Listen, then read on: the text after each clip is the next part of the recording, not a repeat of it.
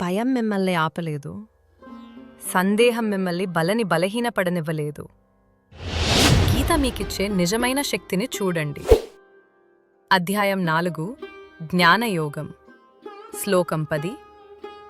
వీతరాగభయక్రోధాః మన్మయా మాముపాశ్రితాః బహవో జ్ఞానతపసా పూతా మద్భావమాగతాః.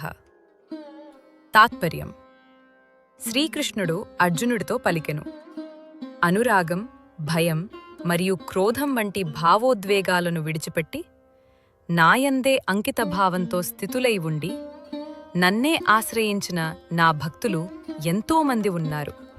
అట్టివారు జ్ఞానతపస్సుచే పవిత్రులై నా దివ్యస్వరూపమును పొందారు. శ్లోకం 11. ఏ యథా మాం ప్రపద్యంతే తాంస్తథైవ భజామ్యహం మమ వర్త్మానువర్తంతే మనుష్యాః పార్థ సర్వసః.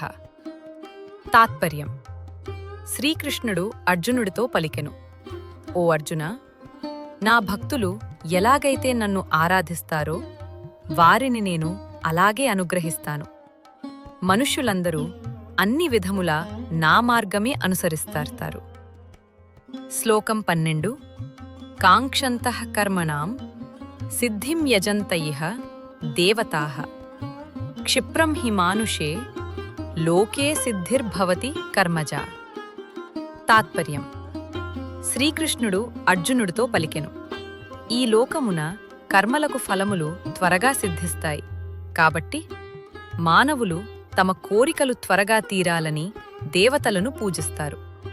ఈరోజు భగవద్గీత సందేశం నచ్చితే లైక్ చేయండి. ఎవరికైనా ఈ మాటలు స్ఫూర్తినిస్తాయి అనుకుంటే వీడియోని షేర్ చేయండి. భగవద్గీత సిరీస్ని రోజు వినాలనుకుంటే మన ఛానల్ని సబ్స్క్రైబ్ చేసుకోండి.